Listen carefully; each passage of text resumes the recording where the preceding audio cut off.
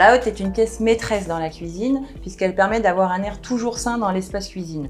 Elle filtre les odeurs, les graisses, les vapeurs et les fumées. Donc il faut vraiment prendre le temps de bien la choisir pour bénéficier de toutes ses performances techniques. Le premier critère à prendre en compte, c'est la configuration de la cuisine pour choisir le type d'installation idéal dans l'environnement. Si par exemple votre hotte doit être positionnée contre un mur, entre deux meubles, il faut opter pour une hotte verticale ou box.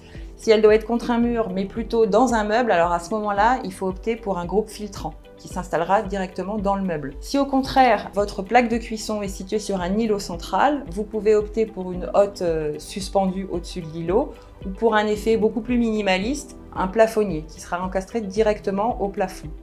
On a encore d'autres solutions si la hotte est intégrée directement dans le plan de travail. On a des systèmes aussi de hotte montante et descendante et on a aussi des produits tout en un qui combinent à la fois la hotte et la plaque de cuisson et qui s'intègrent directement dans le plan de travail. Le second critère à prendre en compte, c'est la dimension de la hotte. On a coutume de dire qu'il faut que la hotte soit au moins de la même largeur que la plaque de cuisson pour une filtration optimale.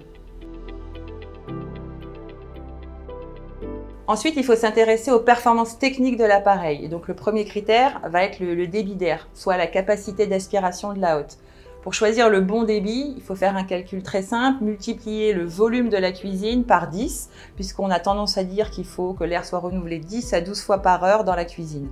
Donc, si votre cuisine fait 37 mètres cubes, il vous faudra donc une hotte qui ait un débit de 370 mètres cubes par heure, minimum. Et ça pour une installation en évacuation. En revanche, si la hotte est installée en recyclage ou si elle est positionnée sur un îlot central ou si encore l'espace cuisine est ouvert sur le salon, il faudra augmenter un petit peu le débit pour avoir des performances optimales.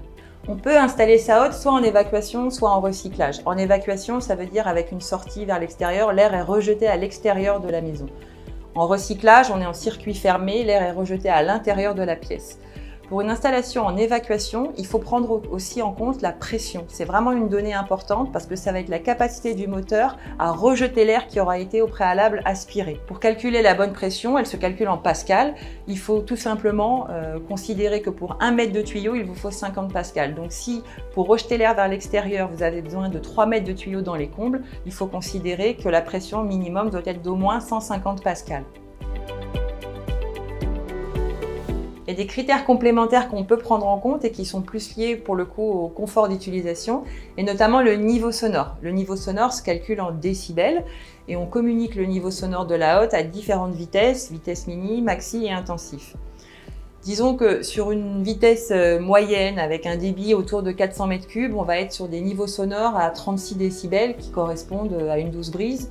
En revanche, sur des vitesses plus intensives à 700 mètres cubes heure, on va monter jusqu'à 64 décibels, ce qui correspond à une conversation entre deux personnes. Chez Roblin, on porte une attention toute particulière au niveau sonore et la plupart de nos appareils peuvent être équipés avec un filtre haute performance quand ils sont installés en recyclage. Ce filtre, qui a une durée de vie beaucoup plus importante que celle des filtres standards, permet de réduire drastiquement le niveau sonore. On peut retrouver notamment chez Roblin la hotte nature qui atteint 55 décibels en niveau maxi, ce qui est relativement silencieux. Autre critère qui peut avoir son importance aussi, c'est le niveau de consommation de l'appareil. Tous les produits Roblin sont à minima classés A, voire A3+, et sont très peu énergivores. Autre critère un peu plus subjectif à prendre en compte aussi dans le choix de sa hotte, c'est les habitudes culinaires. Si vous avez par exemple l'habitude de faire beaucoup de fritures ou que vous cuisinez beaucoup avec beaucoup de vapeur et de fumée, il faudra porter une attention toute particulière au débit de votre hotte pour avoir vraiment des capacités optimales et bénéficier de toutes les performances de l'appareil.